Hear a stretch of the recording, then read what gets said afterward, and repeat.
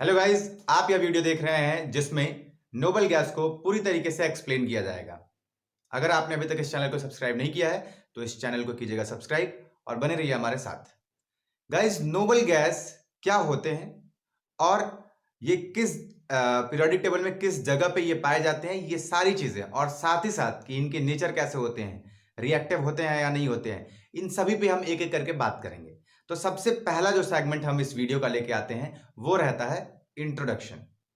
क्या होता है नोबल गैस? देखिए, नोबल गैस को इनर्ट गैस के नाम से भी जानते हैं। नोबल गैसेस को इनर्ट गैस के नाम से भी जानते हैं। कई बार इसको इस नाम से भी जाना जाता है जो होता है एरोजेंस। स्पेलिंग आप देखिएगा यहां पर एरोजेंस की स्पेलिंग है ना। कई बार यानी कि noble gases sometimes also referred as aerogens, यानी इनको एरोजेंस के नाम से भी कई बार लिखा जाता है, जाना जाता है। ठीक है। और लेकिन इनके सबसे ज्यादा इसके नोबल गैस के अलावा यूज होने वाले नाम क्या होते हैं? वो होता है इनर्ट गैसेस। ठीक है। तो दो चीजें हो गई, यानी इनको दो नाम से जाना जाता है। अगर दोनों को कंबाइन किया जाए तो ये बात निकल के आती है कि इनको दो नाम से जाना जाता है। किनको? नोबल गैसेस को। दो नाम क्या क्या है? एक इनर्ट गैस जो सबसे ज्यादा यूज होता है, लेकिन कहीं कहीं इनर्ट गैसेस या फिर नोबल गैसेस का एक तीसरा नाम भी आता है, वो क्या आ जाता है? एरोजेंस। ठीक है। तो ये बात याद रखिएगा, कई बार ये क्वेश्चन भी पूछ देता है। ठीक। अब इसके पीरियोडिक टेबल में अकरेंस की बात कर लें, यानी कि ये पीरियोडिक टेबल में किस जगह मिलता है। तो चलिए देखते हैं। ये देखिए, पीरियोडिक टेबल में ये 18वें जगह पे मिलता है। ये कहां पे लिखा गया है? पीरियोडिक टेबल में ये 18वें नंबर के ग्रुप में एग्जैक्टली मिलता है। यहां आप देखिए। ठीक, क्या लिखा गया है? Noble gases are exactly the member of group 18 of periodic table. यानी जो नोबल गैसेस होते हैं ये पीरियोडिक टेबल के 18वें ग्रुप में आपको मिलेंगे। ठीक। कौन कौन से हैं और कितने हैं, इस बात को जानने के लिए आप नीचे देखिए। 6 ऐसे नोबल गैसेस हैं जो कि हमको नेचुरली मिलते हैं, यानी प्राकृतिक रूप से हमको 6 नोबल गैसेस मिलते हैं, जिनके नाम हैं helium, neon, argon, krypton, xenon और रेडॉन। ठीक है। अगर साइन की बात करें तो हीलियम को He से डिनोट करते हैं, नियॉन को Ne से, आर्गन को Ar से, क्रिप्टॉन को Kr से, जेनॉन को Xe से और रेडॉन को Rn से। ठीक है गाइस, इसको याद करने के सिंपल तरीके क्या हो जाएंगे, इसीलिए इसको मैंने नीचे लिखा है कि हीलियम को यानी कि हे, ठीक है, नियॉन को नानी, हे नानी, Ar को आराम और Kr को कर, Xe को जिंदा और Rn को रहेगी। ठीक। यानी कि अगर आपको नोबल गैसेस को याद करना है तो आपको याद करना होगा हे नानी, आराम कर, जिंदा रहेगी। यानी कि हे मतलब हीलियम, नानी, हे नानी यानी कि नियॉन, नानी का मतलब आराम यानी Ar, क्रिप्टन यानी कि Kr, जिंदा यानी कि Xe और रहेगी यानी Rn। तो हे नानी, आराम कर, जिंदा रहेगी। ये बात नाना को भी बोल सकते हैं, यानी हे नाना, आराम कर, जिंदा रहोगे या फिर रहेंगे, है ना। तो जिस तरीके से आप याद करना चाहें ये आप खुद भी बना सकते हैं। अगर आपको इससे भी आसान कुछ बन जाए तो आप खुद भी बना सकते हैं। बस मोटिव ये है कि आप याद कर सकें।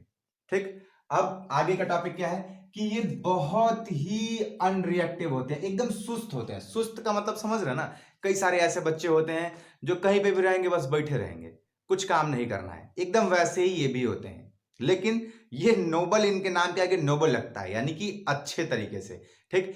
आप इसका एग्जाम्पल इस तौर पे भी ले सकते हैं कि हम इतना मेहनत क्यों करते हैं, ताकि हम स्टेबल हो सकें। ठीक। अब हमारी जो जरूरतें हैं वो पूरी हो जाए और हमारे पास कुछ अर्निंग्स हो जाए जिनको हम सेव करके रखे हों, और एक समय हम बस बैठ के खाएं, थोड़ा बहुत काम वाम करें, ये सब हम आमतौर पे सोचते हैं। वैसे ये एलिमेंट की तरह ही बाकी सारे एलिमेंट्स बनना चाहते हैं। क्यों?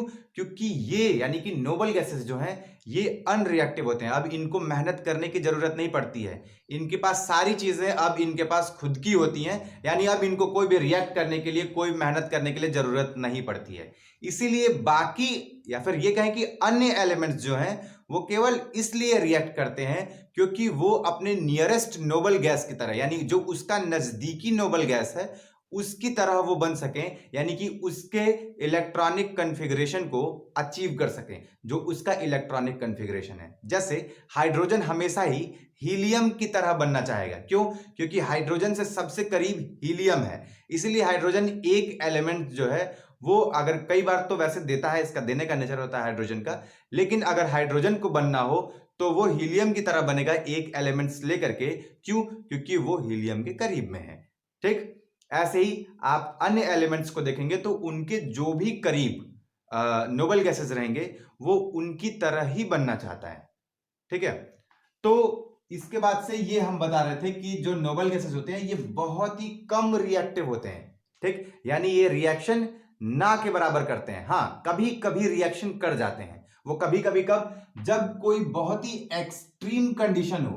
अब एक्सट्रीम कंडीशन का मतलब क्या होता है, ये अपर क्लासेस में आप जाएंगे तो आप पढ़ेंगे कि, लेकिन आपको यह बात याद रखनी है कि ये सबसे अनरिएक्टिव अगर कहें तो ये भी गलत नहीं होगा। अनरिएक्टिव अर्थात कि जो रिएक्ट ही ना करते हो, लेकिन जैसा कि मैं बताया कि ये कुछ कंडीशंस पे, फिर कुछ एक्सट्रीम कंडीशंस पे ये रिएक्ट करते हैं, जिनको हम अपर क्लासेस, हायर क्लासेस में पढ़ेंगे, है ना। तो ये हो गया। इसके बाद से इसमें इनर्टनेस जो नोबल गैसेस की होती हैं, इनर्टनेस का मतलब क्या हो जाता है? इनर्टनेस का मतलब हो जाता है कि सुस्ती जो इनमें होती है। ठीक है, इनमें न रिएक्ट करने की जो संभावनाएं होती हैं, इनमें जो इनका आखिरी ऑर्बिट जो होता है वो फील्ड होता है।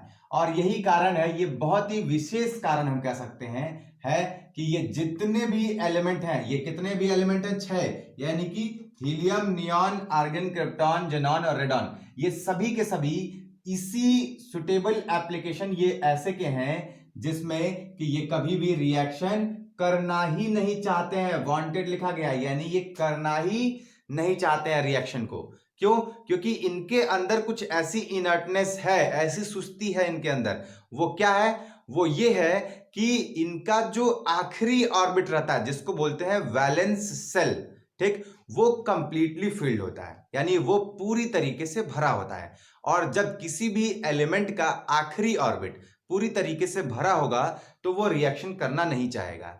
और यही रीजन होता है कि अन्य जो एलिमेंट होते हैं उनके आखिरी ऑर्बिट मींस कि वैलेंस इलेक्ट्रॉन जो होते हैं या फिर वैलेंस शेल जो होते हैं उसमें वैलेंस इलेक्ट्रॉन भरे नहीं होते कंप्लीटली, या फिर ये कहें कि जो वैलेंस शेल होते हैं, जो आखिरी ऑर्बिट होता है, वो पूरी तरीके से इलेक्ट्रॉन से भरा नहीं होता है, जिसके वजह से वो करते हैं रिएक्शन।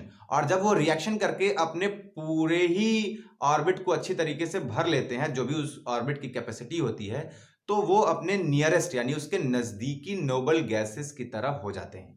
ठीक, और जब वो अपने नियरेस्ट नोबल गैसेस की तरह हो जाते हैं, इसको हम कहते हैं कि ये अपने नजदीकी यानी नियरेस्ट नोबल गैस के इलेक्ट्रॉनिक कॉन्फ़िगरेशन को अचीव कर लिया है। यानी अब वो एलिमेंट जो कि रिएक्शन कर रहा था वो अब रिएक्शन नहीं करेगा। अब इनर्टनेस यहां पे आपको उम्मीद है कि समझ में आ गया होगा, मतलब कि जो एलिमेंट है, यानी कि कौन कौन से नोबल गैसेस के जो भी एलिमेंट्स हैं वो सभी के सभी रिएक्ट इसलिए नहीं करते हैं क्योंकि इनकी आखिरी ऑर्बिट, जिसको बोलते हैं वैलेंस शेल, वो पूरी तरीके से इलेक्ट्रॉन से भरे रहते हैं। और आखिरी ऑर्बिट में प्रेजेंट इलेक्ट्रॉन्स को बोलते हैं वैलेंस इलेक्ट्रॉन। ठीक है, अब आगे की टॉपिक। अब क्योंकि ये रिएक्ट नहीं करना चाहते हैं, इसी के वजह से इनके दो मेन यूजेस हम पढ़ते हैं। ठीक, कई बार ये भी आ जाता है कि what are uses of noble gases. तो नोबल गैसेस के क्या यूज होते हैं आप इसको देखेंगे। देखिए, argon is used in incandescent lamp to prevent the hot tungsten filament from oxidising. ठीक, क्या कह रहा है? कह रहा है कि जो ये आप इनकैंडिसेंट लैंप जो आप सुन रहे हैं नाम, इनकैंडिसेंट लैंप, ठीक, ये कुछ वैसे तो नाम बड़ा अटपटा सा लग रहा है, लेकिन आपको याद होगा आमतौर पे अब तो हम लोग यहाँ पे CFL जलाते हैं अपने घरों में, या फिर अब तो एलईडी का भी जमाना आ गया है। पहले एक 10 या 15 रुपए में बल्ब मिला करती थी, ठीक है। वो बल्ब क्या होता है, येलो कलर का बल्ब जलता है, आप सभी देखे होंगे, आमतौर पे गांवों में ये बहुत ज्यादा चलता है अभी भी।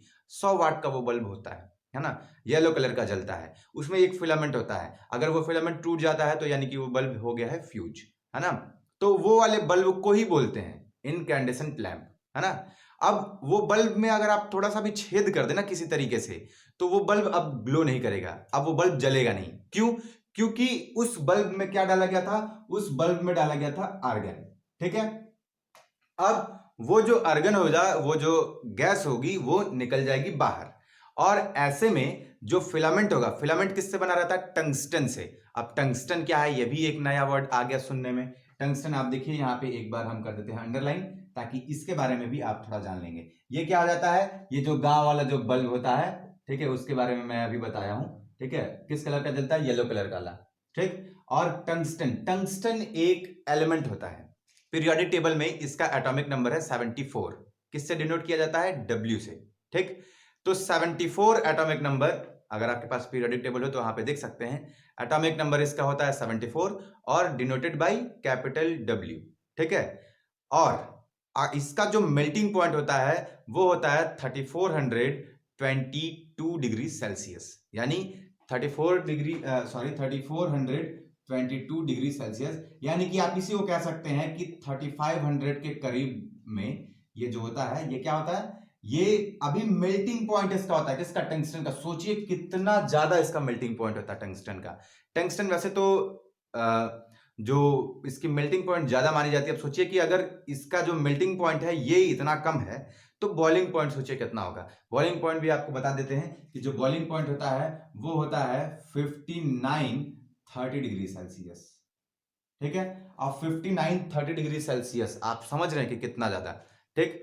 कि इतना टेम्परेचर देंगे, यानी 5930 डिग्री सेल्सियस देंगे तो ये बॉयल होगा। और पिघलेगा कब, पिघलेगा तब जब हम इसको 3422 डिग्री, यानी कि 3422 डिग्री सेल्सियस अगर हम इसको टेम्परेचर देंगे तो अभी ये पिघलना शुरू होगा। सोचिए कितना ज्यादा इसको टेम्परेचर चाहिए पिघलने और बॉयल होने के लिए। इट मीन्स कि जो बल्ब होता है, ये सारा चीजें बताने का मतलब क्या था कि जो बल्ब होता है उसको कवर इसलिए किया जाता है कि जो अंदर टंगस्टन है, क्योंकि वो बहुत गर्म हो जाता है, पिघलता नहीं है। क्यों? क्योंकि इतना ज्यादा इसका 3422 डिग्री सेल्सियस तो मेल्टिंग पॉइंट है, इसलिए वो पिघलता तो नहीं है, लेकिन गर्म बहुत ज्यादा हो जाता है। भले वो होता है पतला भाई, लेकिन याद रखेंगे कि वो उसका मेल्टिंग पॉइंट बहुत ज्यादा, इसलिए वो पिघलता नहीं है। कई बार यही पूछ देता है क्वेश्चन में, ठीक। और जब वो बहुत ज्यादा, वो फिलामेंट जो बीच में जो रस्सी टाइप का रहता है, वो जब बहुत ज्यादा गर्म कर जाता है, तो ऐसे में वो अगर उसके पास में थोड़ा भी ऑक्सीजन पहुंचे तो आग भी जल सकता है, ठीक है। तो उसके ऑक्सीडाइजेशन को रोकने के लिए उस गैस में आर्गन डाला जाता है, ठीक। अब ऑक्सीडेशन को कैसे रोक देगा, आर्गन जो होता है ये क्या होता है, आर्गन जो होता है ये होता है नोबल गैस, और ये किसी भी अन्य एलिमेंट से रिएक्ट नहीं करेगा। अभी हम पढ़ाए हैं कि जो भी नोबल गैसेस होते हैं ये रिएक्ट करना नहीं चाहते हैं और नहीं ये रिएक्ट करते हैं, ठीक। तो अब ये रिएक्ट करते नहीं है, तो जब हम इससे पूरे बल्ब को भर दिए हैं आर्गन से, तो ऑक्सीजन अगर आएगा भी तो रिएक्ट नहीं कर पाएगा, यानी ऑक्सीडेशन नहीं हो पाएगा। क्यों? क्योंकि वहां पे ऑक्सीजन प्रेजेंट रहा ही नहीं। समझ में आया बात, ठीक। तो ये हो गया पहला यूज, बहुत ही आसान यूज था ये ना। उसके बाद से हीलियम का यूज किया जाता है। हीलियम का यूज कहां किया जाता है भाई, कई बार जो समुद्र में जो तैराकी करने वाले जो लोग होते हैं वो जाते हैं जब गहराई समुद्र में, जिसको डाइवर्स बोलते हैं, ये लोग जब गहरे समुद्र में जाते हैं तो ऐसे में अपने ऑक्सीजन, नाइट्रोजन और कार्बन डाइऑक्साइड को बचाने के लिए हीलियम गैसेस का उपयोग करते हैं, ठीक। जो ये लोग पीछे सिलेंडर रखे रहते हैं उसी में उसको बचाने के लिए हीलियम गैस का बीच बीच में प्रयोग करते रहते हैं। अब बीच बीच में प्रयोग करते रहते हैं का मतलब कि जैसे ऑक्सीजन भरा गया है, उसके ऊपर थोड़ा सा हीलियम, फिर उसके ऊपर कार्बन डाइऑक्साइड, फिर हीलियम भर दिया गया और उसके ऊपर नाइट्रोजन भर दिया गया। तो ऐसे में क्या होती है कि आपस में ये जो गैसेज हैं ये रिएक्ट नहीं करती हैं और ये आपस में बची रहती हैं। सिलेंडर देखना एक ही रहता है, लेकिन उसी सिलेंडर में कितनी गैसेज मिली आपको, तीनों गैसेज मिल गई, है ना।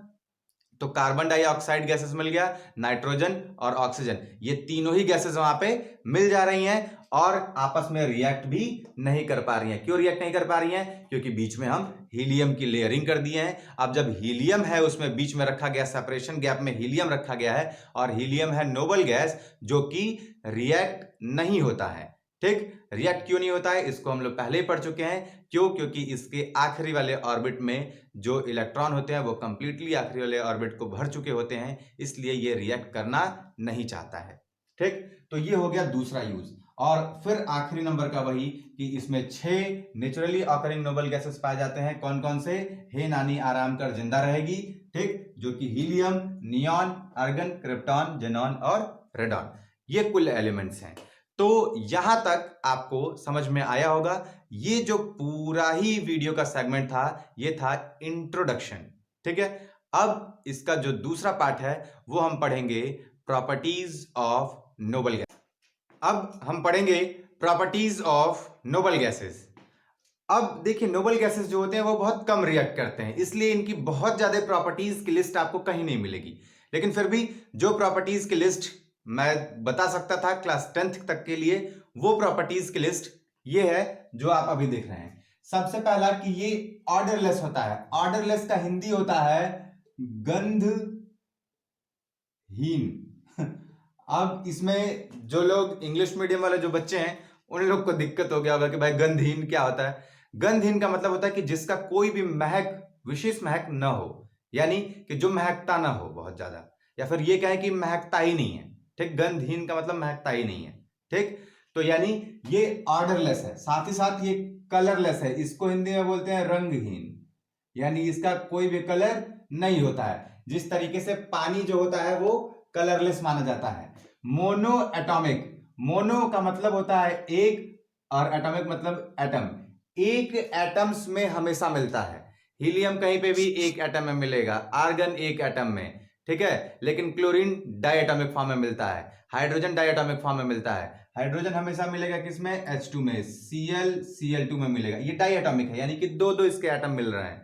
लेकिन मोनो एटॉमिक का मतलब कि एक एटम्स के फॉर्म में हमेशा मिलते हैं, यानी तुम He को ले लो, Ar को ले लो, ये सभी क्या मिलेंगे? हमेशा हमेशा ये अकेले मिलते हैं, ये सिंगल एलिमेंट्स होते हैं। समझ रहे हैं ना?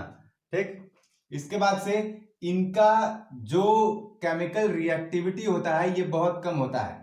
पहले ही हम बता चुके हैं आपको कि इनकी केमिकल रिएक्टिविटी कम क्यों होती है। ठीक है, क्यों? क्योंकि आखिरी वाला ऑर्बिट, आउटर ऑर्बिट जो होता है वो कंप्लीटली माना जाता है कि वो पूरी तरीके से भरा हुआ है, और क्योंकि वो पूरी तरीके से भरा होता है इसलिए वो रिएक्ट नहीं करता है। तो अब यहां पे देखिए कि इसकी, किसकी, यानी कि नोबल गैसेस की, नोबल गैसेस की जो मेल्टिंग और बॉइलिंग पॉइंट होती है ये बहुत ज्यादा एक दूसरे से डिफर नहीं करती। डिफर का मतलब कि अंतर बहुत ज्यादा एक दूसरे से नहीं होता है। जैसे कि हीलियम हो गया, ठीक है, हीलियम के बाद से नियॉन, ये सब जो भी हो गया, ये रेडॉन वगैरह, सारे के सारे लास्ट तक की भी बात कर रहे हैं। ठीक है, ये सभी के सभी जो हैं एक दूसरे से मेल्टिंग पॉइंट का जो डिफरेंस होता है वो बहुत बड़ा डिफरेंस नहीं होता है। वो डिफरेंस देखा जाता है 10 डिग्री सेल्सियस तक का, यानी एक दूसरे से जो अंतर होता है वो अब हे यानी He, नानी, इस तरीके से जो भी है, ठीक है। अब हे नानी आराम कर जिंदा रहेगी, ये 6 के 6 एलिमेंट जो हैं वो सभी के सभी में जो डिफरेंस होता है एक दूसरे से वो 10 डिग्री सेल्सियस का होता है, और ये बहुत ही कम टेम्परेचर रेंज में लिक्विड में बदल जाते हैं। बहुत ही कम टेम्परेचर रेंज का मतलब क्या हो गया? यानी कि इनको बहुत, अब किसी भी गैसेस को जब हम कूल करते हैं तो वो वाटर में बदल जाता है, लिक्विड में बदल जाता है। इस प्रोसेस को बोलते हैं कंडेंसेशन। ठीक, तो ये जो गैसेस हैं यानी कि नोबल गैसेस, इनको बहुत ज्यादा कूल करने की जरूरत नहीं पड़ती है। इनको थोड़ा सा अगर कूल कर देंगे ना तो ये तुरंत ही किसमें बदल जाएंगे? लिक्विड में बदल जाएंगे। ठीक, इसके बाद से अभी हम इस पे बात किए थे कि आउटर शेल जो होते हैं, जिसको वैलेंस शेल के नाम से भी जानते हैं, उसमें जो वैलेंस इलेक्ट्रॉन होते हैं उनको कंसीडर किया जाता है कि वह पूरी तरीके से भरे हुए हैं। ठीक, और इसके साथ ये नोट बहुत विशेष है। ठीक, ये नोट क्या कह रहा है, इस बात को ध्यान रखिएगा कि noble gases are also called inert gases. आप कहेंगे ये तो पहले ही बता चुके हैं, यानी कि जो नोबल गैसेस हैं वो इनर्ट गैसेस के नाम से भी जाना जाता है उनको। लेकिन याद रखिएगा, इनर्ट गैसेस का मतलब क्या, कि ये रिएक्ट नहीं करते हैं, सुस्त होते हैं। ठीक, अब लेकिन बट, ठीक है, क्या this term is not strictly accurate, यानी अगर बहुत ध्यान से, बहुत कड़ाई से अगर चेक किया जाए कि क्या ये सच में इनर्ट होते हैं, तो ये करेक्ट नहीं होगा। क्यों? क्योंकि but because several of them do take part in chemical reaction, यानी उनमें से कुछ केमिकल रिएक्शन में भाग लेते हैं। भाग लेते हैं नहीं, भाग लेते हैं, पार्टिसिपेट करते हैं, समझ रहे ना। तो उनमें से कुछ केमिकल रिएक्शन में पार्टिसिपेट करते हैं।